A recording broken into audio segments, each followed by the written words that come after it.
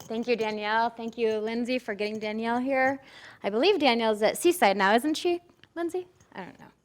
I'm not exactly sure. I'm not exactly sure where she's at these Yeah. days, but I do know I'm hoping in a few months, maybe September, October, we'll have her in our sanctuary. Oh, that's good. That's She has a good. different musical director job. I'm not sure exactly what it is, but maybe she'll get a day off at some point. Yeah.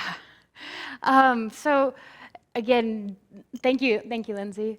This morning, our overall theme for this month that we're really leaning into is the soul's call, right? The call of the soul, because there is that something inside of us that's always pushing and pulling us forward, and doesn't mean it's comfortable, doesn't mean it's easy, it just means it happens. It's a part of life, right?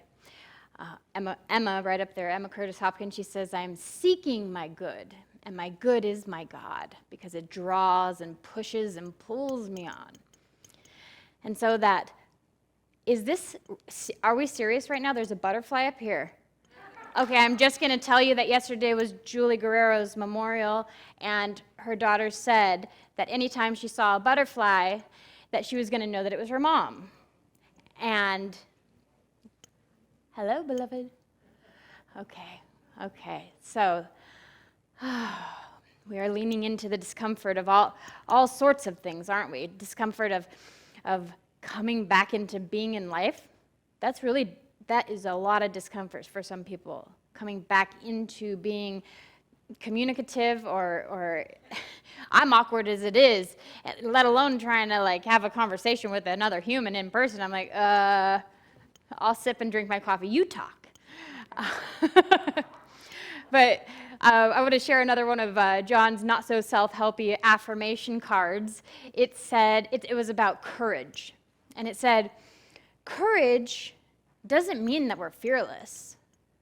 It means that we are going to do the hard thing anyway. And I want to read it so I don't totally butcher it, because it's cute, very cute. It says,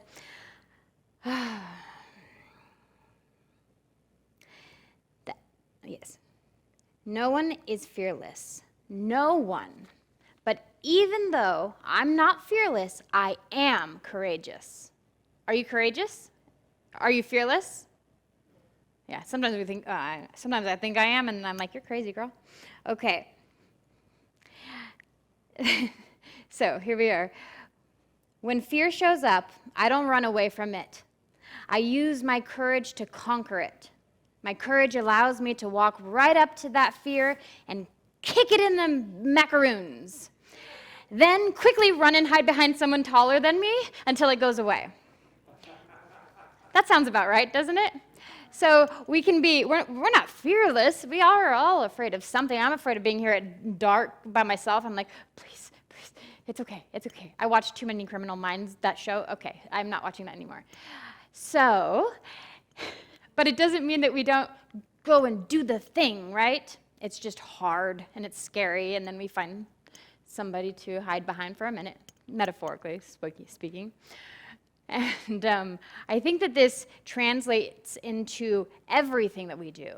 I don't believe that we really grow until we've had a little adversity, at least a little bit. I'm not saying that our lives have to be full of suffering in order for us to transform and evolve. I will say that my life, I've done everything upside down and backwards. That's not an affirmation of a negative thing. It's just the way it is.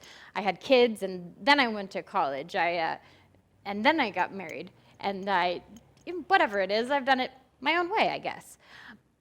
But I lean into the discomfort of saying, oh, well, you look around and everybody seems so perfect and normal, and here you are, you know? I don't know if you guys ever feel that way, like everybody must be ... but and there's me. Does anybody ever feel that way? Yeah. I know I'm coming up on my 11th year sober. So I went through,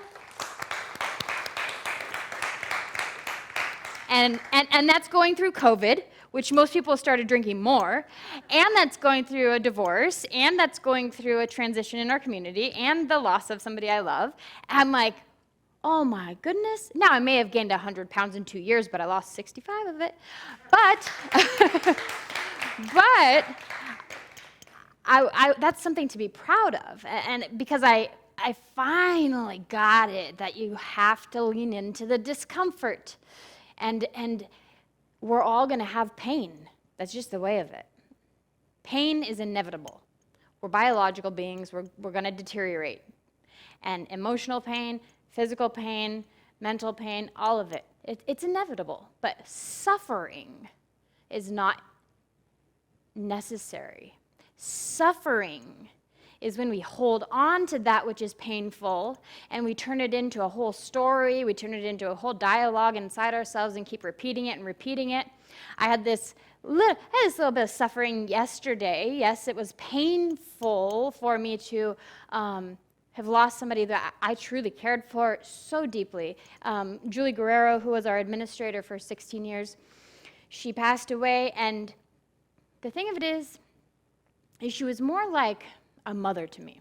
And I was talking to Dana, and what we realized is that because I worked up there with her, just her and I, for almost a year before I even became a minister, and then for a couple years after I was. And those were all rough times. We were both leaning into a lot of discomfort and unknown. And she would just say, it's going to be okay. Whatever it is, it's going to be okay. I'm like, okay, I'm going to let you know that, and I'll just believe you.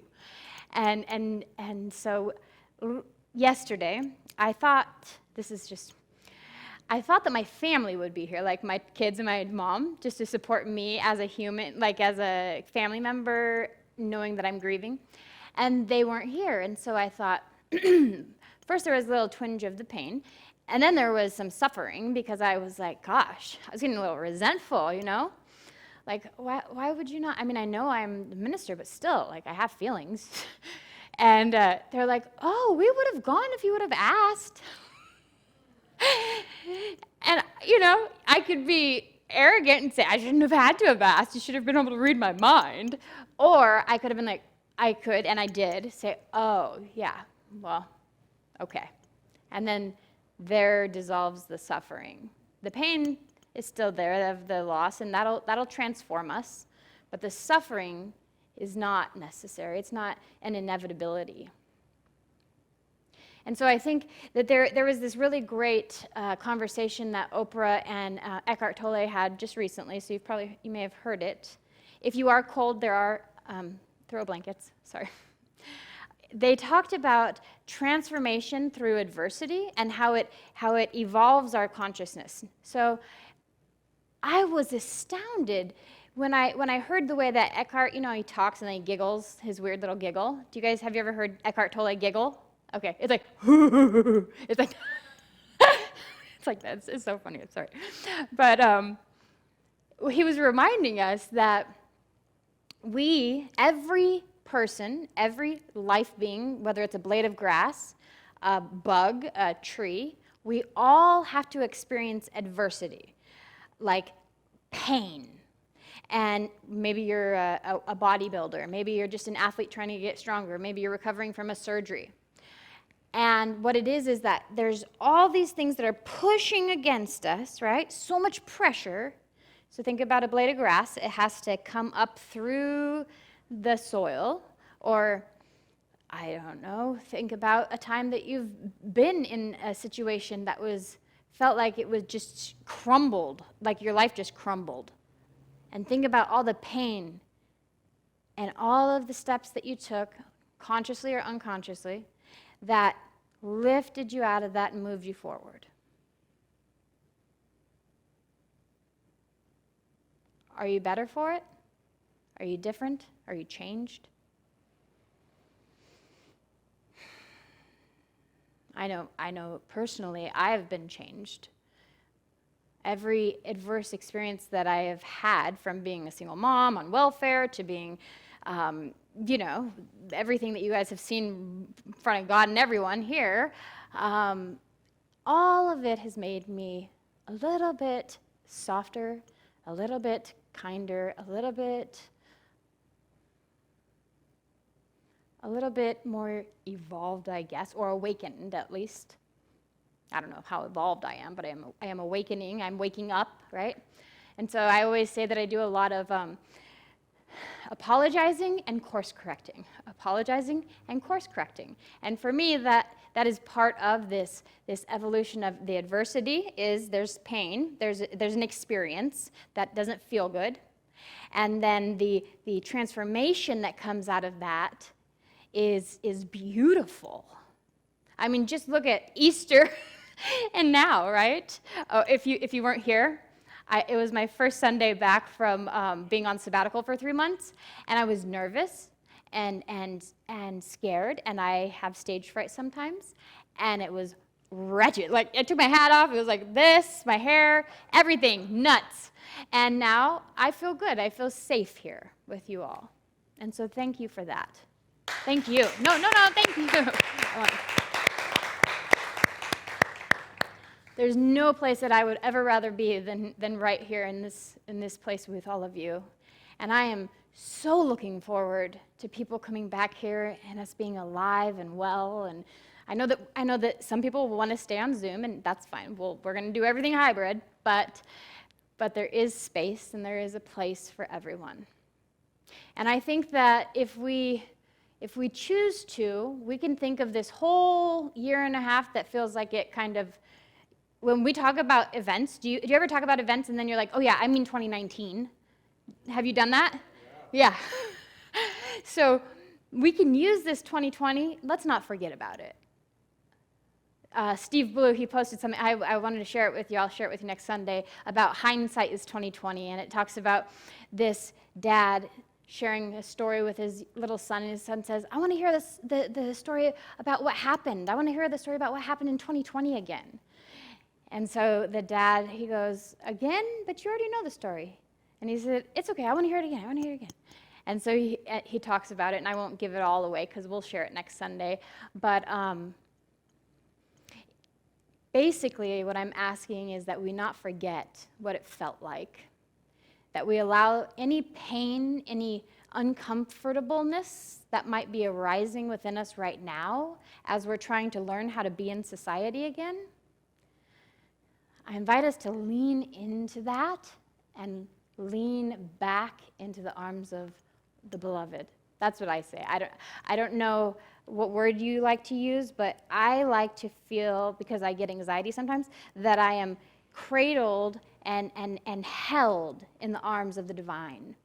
And I can feel that when I remember things like what Tina said, that the universe is always with us, that the divine is always 100% with us. I even go so far as to have had it tattooed on me. So I remind myself, lean into it and lean back into it.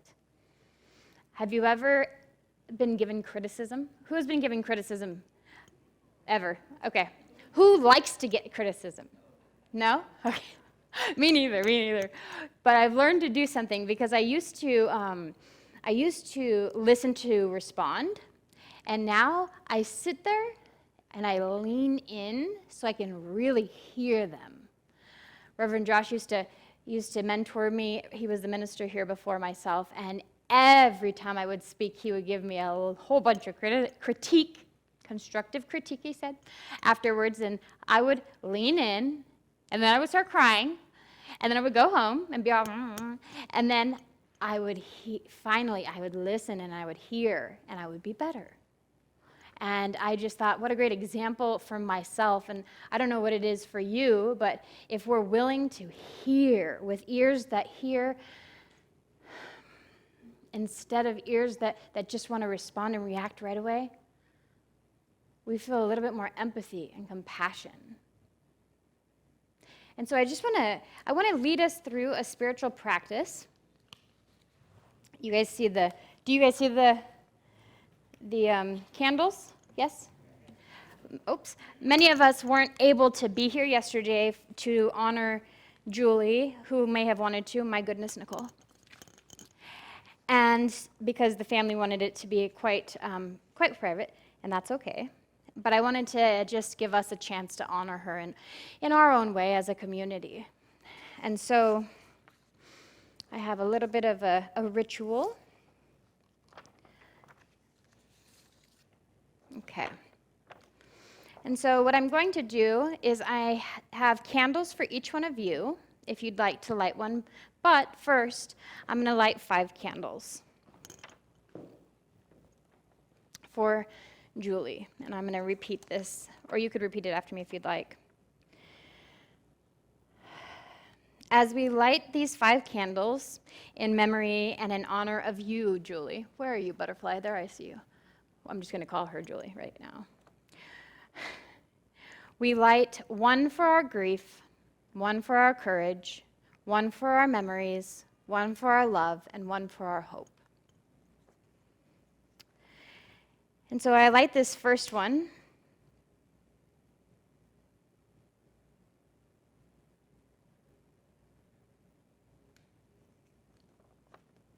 This candle represents our grief. The pain of losing you is intense. It reminds us of the depth of our love for you.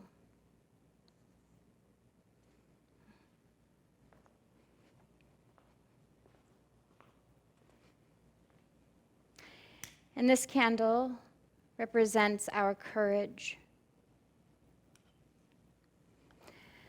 to confront our sorrow, to comfort each other, and to change our lives.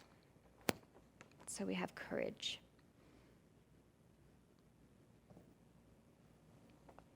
And this candle is in your memory.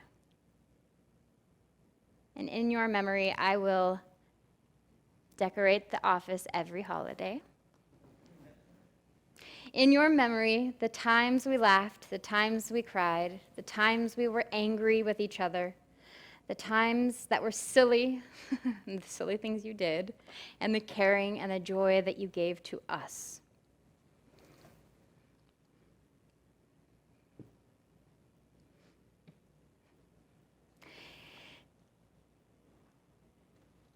And this candle is the light of love.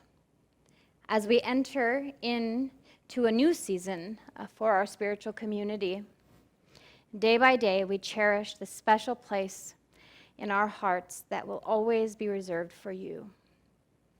We thank you for the gift of your living and the gifts that it brought to our lives.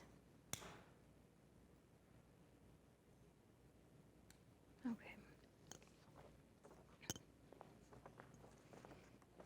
And then this last candle is the candle of hope.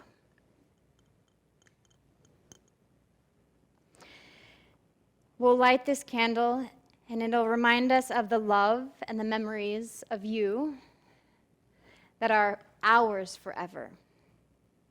May the glow of the flame be our source of hopefulness now and forever. We love you.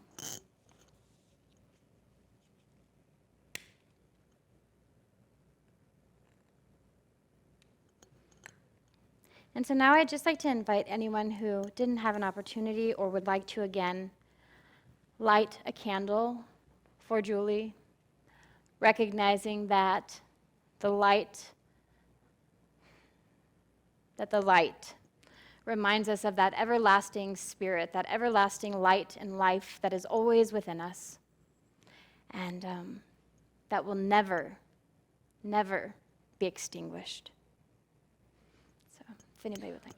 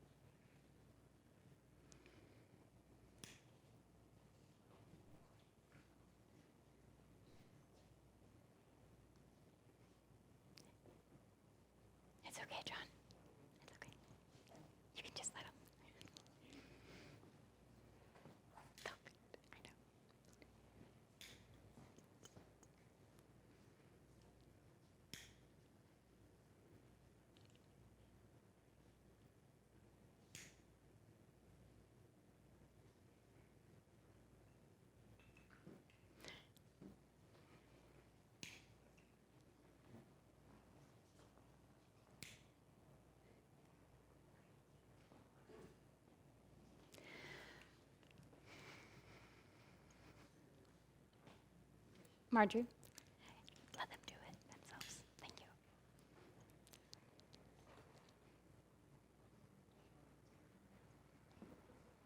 You can always pick your candle up. And you can always pick your candle up and light it with another candle. You can pick your candle up and light it with another candle if you'd like to. There you go. There you go. Yeah. This way you're doing it. Yep. Mm-hmm. You can just pick your candle up and light it with one of the others if you'd like. Hi, Laura.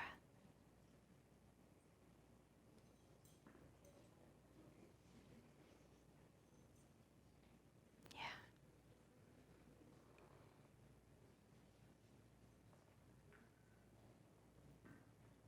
Yeah. There you go, Julie. You see it? Okay.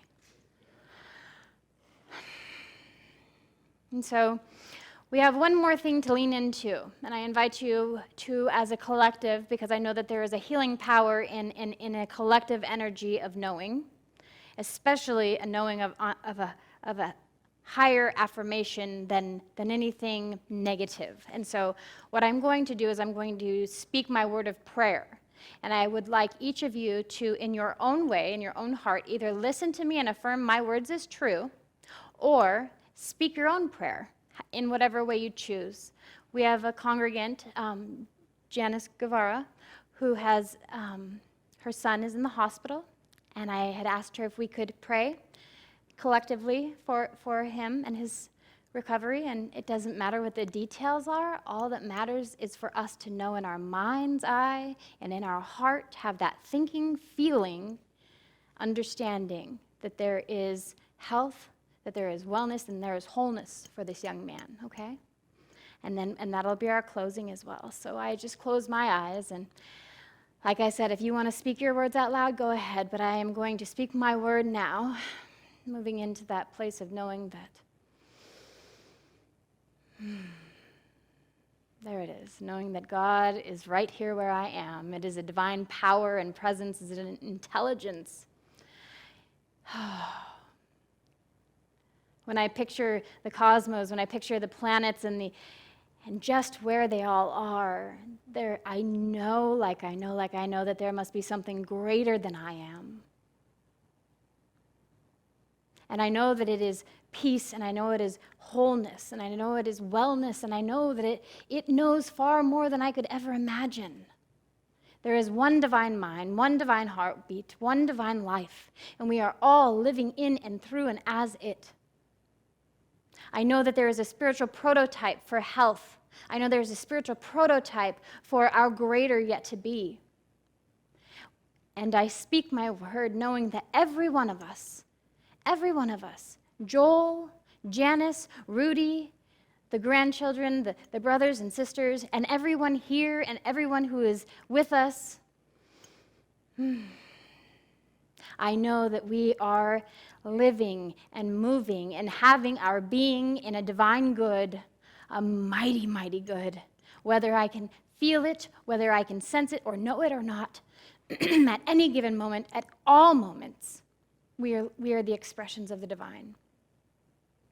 And because I know this, I speak my word of authority, stating with affirmative knowledge and affirmative heart-centered truth that every person who walks into Joel's room, his hospital room, every person who encounters him, every surgeon, every cleaning staff, every nurse, everyone is a representation, is the divine manifest. And so I know that he is in the right and perfect place at the right and perfect time. I know that every part of his structure, his biological being, is reformulating and recalculating as I speak. As I speak my word, I see him as whole. And the universe configures itself to bring about that greater demonstration. And so with absolute conviction, I know the spiritual prototype of Joel is now manifesting so that we can all see it. He is a child of the beloved. He is the beloved's beloved. How good it is to remember that, to know that, to see it and to feel it with every fiber of my being. And so I know that Joel is recovered already. I know that he is healthy and well. And I know that it is already being done in the mind of the divine, and it is just mine to lean back into with faith and lean forward into. And I give my words to that infinite law of mind that always says yes.